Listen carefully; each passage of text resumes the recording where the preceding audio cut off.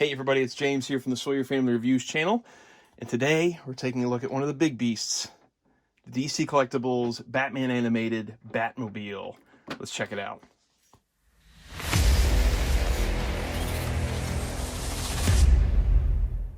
Okay, we'll start things off with a look at the Batmobile in the box first.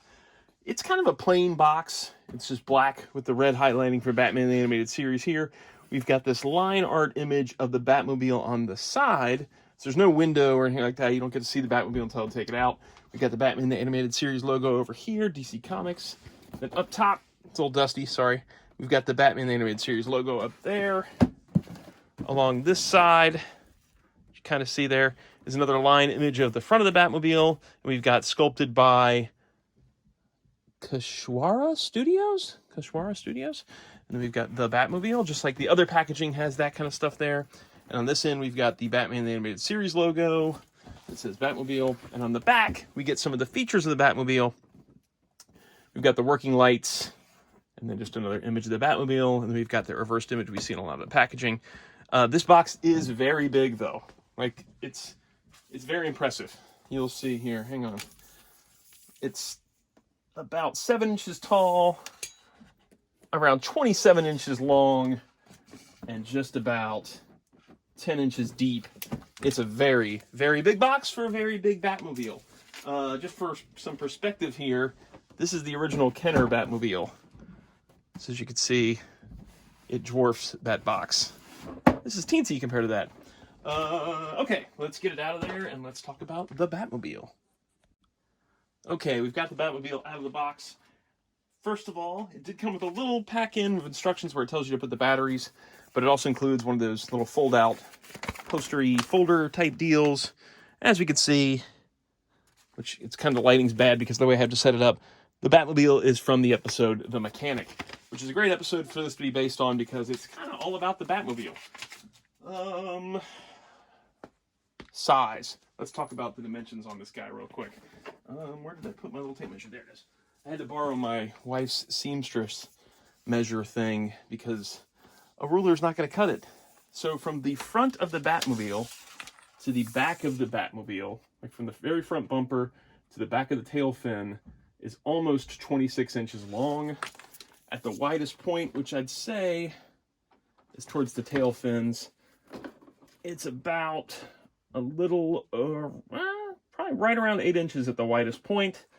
And then as far as height goes, you're probably looking at right around 5.5 inches at the top of the windshield canopy / area. Now the instructions included tell you where to put the batteries. It does need 3 AA batteries. They go in a little compartment down below, and then the light up features you turn on there, and you get some lights at the front of the Batmobile. You get lights at the back of the Batmobile, which we'll go look at those closer in a bit, and then some lights inside, which again, we'll take a closer look at that when we actually get inside the canopy and see how the figures fit. The wheels are very large, so the size of those alone, let me bring out that tape measure one more time.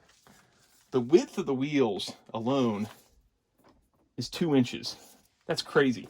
They got a nice tread to them, thick rubbery feel. The base is all gray. The base body is all black, and then you've got the gray highlighting in the front here. This is the first release of the Batmobile, not the Deluxe. The Deluxe has more of a silvery look here. We've got the gray hubcaps. We've got gray piping along the engine. The windshield has almost a bluish tint to it, and then a black canopy up top. And then that just slides forward. There's a little ridge here along the top where it slides back and forth, and then you just kind of slide it, and then you pull it kind of up and slide back to keep it closed. So there's not a lot of paint detailing on it because the Batmobile itself doesn't have a lot of paint. They went with black on the Batmobile, even though a lot of times it appears blue. And here's a page from the style guide showing it as blue, and then black with a blue highlighting, and then black. So it all depends on the lighting. If it was just blue, that was kind of the way they would do the highlights on the Batmobile, because it's tough to do highlighting when you're doing an all black vehicle. I think of the Batmobile as all black, though, so I'm kind of okay with the black. I do wish, though, when they did the Deluxe reissue with like the silvery detailing, that they would have done that in blue. I think that would have made more sense and made it a different version, a more different version of the Batmobile than what is shown here. think that's all I want to say about it when it's just sitting here. It is really cool and really impressive. It's kind of crazy that it actually got made back during when the line that was at its height. The one thing about it, though, is the width of it. Now, it is a pretty wide Batmobile. Like when you're looking at it front on, it's pretty wide. And sometimes on the show, it looks kind of skinny. And I'll look at that style guide page again. So you can see it looks really wide in the front and then skinnies up as it goes towards the seating area. And, you know, that makes sense for a show, and when you don't have to worry about characters actually being placed inside there. You have to make some kind of decisions when it comes to making it in actual 3 dimensions. So the back area does look a little bit wider than what I think of for the Batmobile. I feel like this is right, and it should be skinnier as it goes along, but it would be impossible to have 2 figures sit inside that way. The way they solved that on the old Kenner Batmobile is it only fits 1 figure in here. So it's a 1-seater. So it was able to do that, kind of go back and make it skinnier look without having to worry about 2 figures seating inside because it only fit 1 figure. And as we're going to see in a minute here, this vehicle seats 2. Let's take a closer look at some of the light up areas. Okay, before we start taking a look at all the lights, I'm just going to kind of do a quick pass over. And sorry if I'm kind of shaking and jumping around here. This is not like a gimbal or anything like that. It's just me holding the camera as I move along. But man, what a cool sculpt, what a cool design. You can definitely tell the influences from the '89 Batmobile on this guy, but it's its own unique beast. Look at the grills on the front there. You can kind of see that there's stuff going on behind them. Yeah, imagine that opening sequence theme music playing in the background as you're looking at this guy. Oh, so cool. All right, let's look at some lights. Okay, so there's a lot of different lights on the Batmobile. We're going to start off at the front where you've got the headlight areas. These are both yellow. I'm going to turn off this light for just a brief moment, and you can kind of see how bright they are. So we've got the 2 up front. Now let's move to the back. Okay, and this is the back area of the Batmobile. Now right now, because of my lighting, it's looking like it's all yellow. I'm hopeful that when I turn this off, you still kind of can't make it out as well. It's tougher to see in the camera, but this is red, this is red, this is red, this is red, this is red, this is red, and this is yellow. I really wish I could get this to kick off all the lights and see if that does any change. You can sort of see it more there, the difference between the red and the yellow. It's really hard to photograph just light. But the back area is super impressive on this guy. The turbine being bright yellow and those bright red lights on there, especially these on the tail fins. Just really cool lighted feature. Takes this up a notch. And I do like the fact that there's just an on-off switch on it. So if you just want to leave it displayed like this, if you have friends coming over or something, and you just want to show it off, there's no pressing a button and then it shuts off and you press it again. You just turn them on and you leave them on. And it turns everything on at once. So I think that's kind of nice. Let's take a look inside the cockpit, though. That's where it gets really impressive. Okay, you can kind of already see the lights shining through the windshield here. But let's move this cockpit forward some. As you can see, we got the instrumentation panel all is lit up in blue. We've got one on the passenger side, the square area here, and then we've got another one right there. It's kind of tough to see inside here with just the one light on. But hopefully you can see here. You get all that visuals inside there with everything lit up. Now, I'm going to turn the light back on here, and we're going to turn off. I'm going to kind of bring another light in. Actually, let's do it this way. Let's see if I can see it that way. Yeah, there we go. So this gives you a better look inside the cockpit area, or the pilot's area, the cabin area. So you can see all the different lighted panels there. We've got a gear shift stick there that's kind of rubbery. It does not move. But then can you stay right there for a second? Oh yeah, you can stay. Sorry, I'm kind of jumping around here, trying to get this to balance. There we go. Sorry if it's a little out of focus too. Steering wheel pulls out to about here, and then you can push it back in to get Batman in and out of the cockpit. The driving area. I keep calling it cockpit as if it's like a plane or something. It's not a plane. It's a Batmobile. Let's get Batman and Robin and see how they work in there. Give me 1 second. Okay, so here's where it gets a little tricky. Now, when they first released this Batmobile, there was no such thing as the cloth cape Batman and Robin. All we had was the rubberized cape Batman and Robin. Sorry, the light is really bright on him. It's trying to show the inside there as best I can.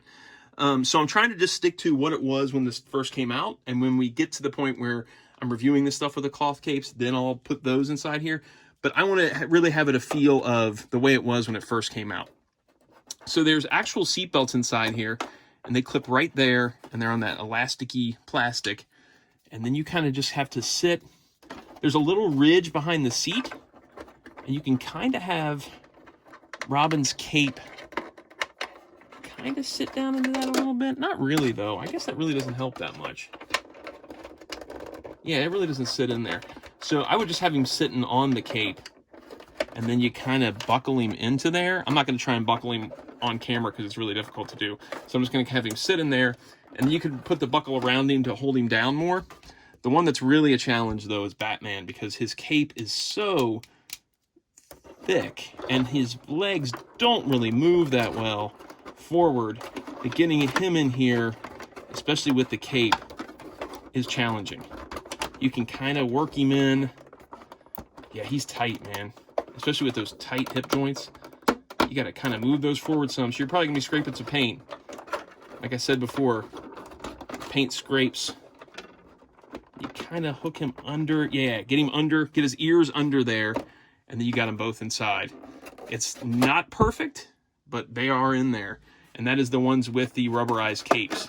So it's a tight squeeze, and it makes sense why they reissued this with the cloth cape guys, because the rubberized capes, it's just something else to keep them from getting inside there easily.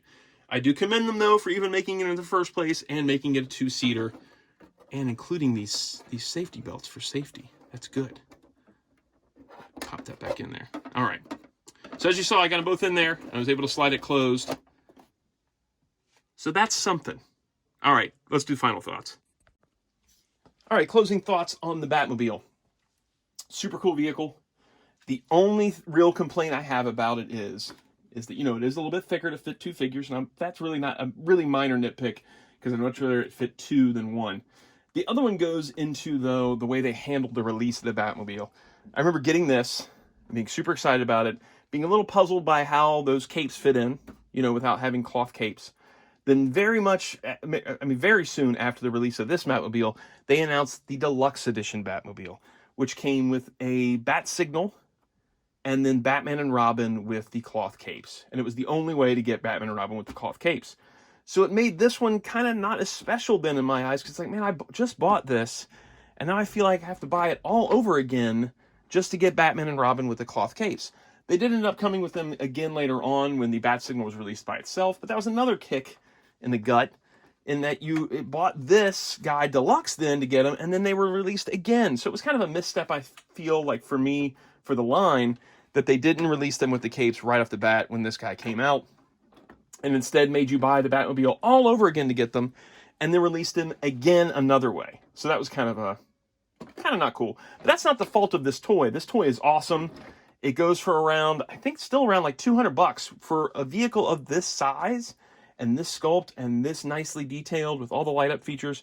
$200 is not bad. Yes, it's more than original retail, but $200 is still solid. So if you're on the fence about this guy, I would grab him soon, because I don't think that $200 price is going to last for too much longer. I think really people are going to start realizing more and more what an impressive toy this was, what a beast this thing is, and just what an all-around classic Batmobile it is, and that $200 price is going to start jumping up, much like the Batwing and the Batcave have gone into the realm of crazy expensive. I think this guy eventually will too. All right, that wraps it up on this one. The next one up, I believe, is the Batman and Phantasm 2-pack, unless I post that before this. Who knows? I'll see you guys next time. Bye.